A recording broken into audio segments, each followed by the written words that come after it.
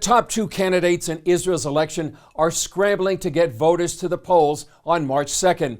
In the past week, Prime Minister Benjamin Netanyahu's Likud party has taken a surprising lead over Benny Gantz's Blue and White party. And now there are two new factors in the race, the coronavirus and Bernie Sanders. John Waggy explains in this report, followed by analysis in our Jerusalem studio. A new poll shows as many as 400,000 Israelis may not cast ballots due to fears of the coronavirus at voting stations. The first Israeli was infected this week, and the virus dominates the news coverage, especially as voters face their third election in a year. The government is putting safeguards against the virus in voting booths and is urging calm. Meanwhile, the battle to control the next parliament is nearly a toss-up. For 2 months, all of the polls favored the Blue and White party, headed by Benny Gantz. But in the last week, Prime Minister Netanyahu's Likud party has surged ahead and may be nearing a Knesset majority. Why the turnaround? Author and Middle East analyst Joel Rosenberg says Bernie Sanders could be a factor. In this week's Democratic debate, he called Netanyahu a reactionary racist. Sanders is being supported by some of the worst anti-Semites and anti-Israel figures in the Democratic Party, of which there are many pro-Israel people in the Democratic Party. But Sanders, a Jewish candidate, seems to be attracting anybody that hates Israel. Netanyahu's battle against fraud and bribery charges is well known, and it was supposed to hurt him with voters.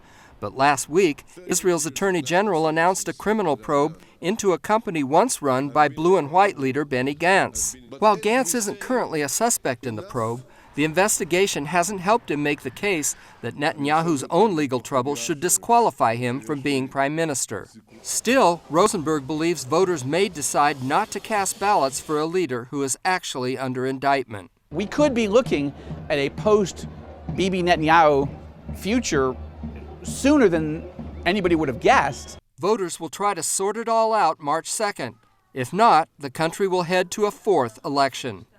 John Waggy, CBN News, Jerusalem. Well, John, you've been covering Israeli elections since 1996. At that time, you saw a trend in the last few days before the election. Are you seeing something similar right now?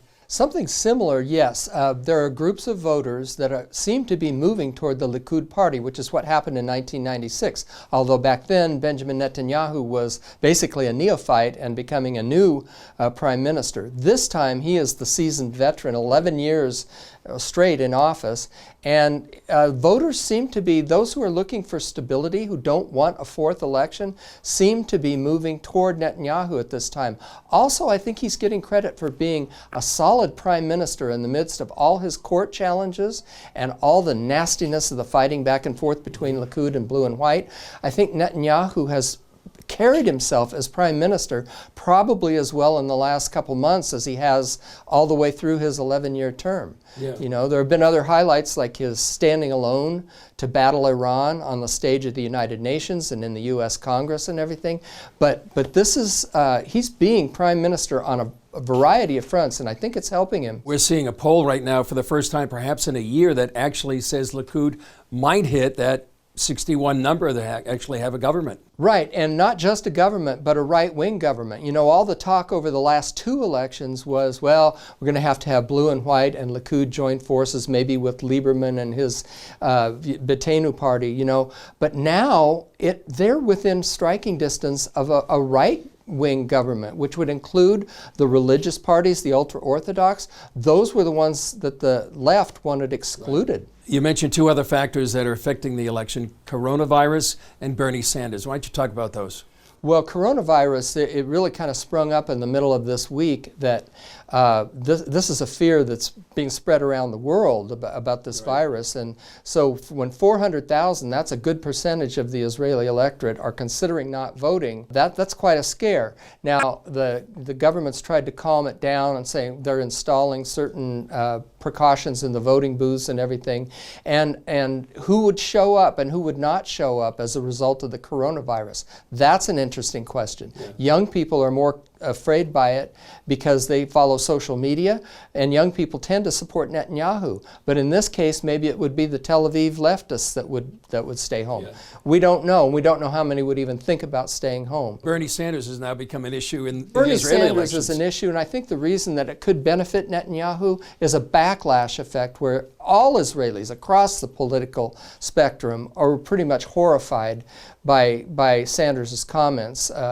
Some people may think Netanyahu's a racist, but to have another leading presidential candidate in the U.S. say it, that's something that I don't think they take kindly to. And I think there could be a backlash effect within the pro-Netanyahu camp where, yeah, if this is what we're facing in the United States, I'm going to go vote for Netanyahu. Yeah. All right, John, let's pull back from, say, some of the numbers right now in the polling. Give us what you think is the big picture, and then also tell us how you think we should be praying for this election. I was taking a couple steps back from the analytics and saying, what might the Lord want out of this? And when you look at Scripture, I was reading Isaiah 54, where it says, enlarge the place of your tent. And in verse 3, you shall expand to the right and the left, and your descendants will inherit the nations and make the desolates inhabited. If you look to the left and the right, that's Judea and Samaria, the West Bank. And Netanyahu is saying, we are going to populate that and make it part of sovereign Israel. We'll go slowly, but we're going to do it. The prayer is that the Lord's plans and purposes for this land and this people will be fulfilled. And we know His will is going to come to pass here, and that's what we need to be praying for. Well, that's the bottom line, I think, for most people watching us right now, is that how should we be praying and ask for the Lord's will. Your last thoughts about the whole election right now? Well, I think it's still very fluid. It still could go either way, but it looks like there may be a government from the right when all this has emerged. And that's something very few people would have predicted 3 or 4 weeks ago. That's right. Well, March 2nd, Israelis are going to be going to the polls for the third time in less than a year. We'll see what happens. If there's going to be a fourth election, or who knows, in a few weeks we might see a government. Thanks for your expertise, and great to see you back here in Jerusalem. Alpha, Omega.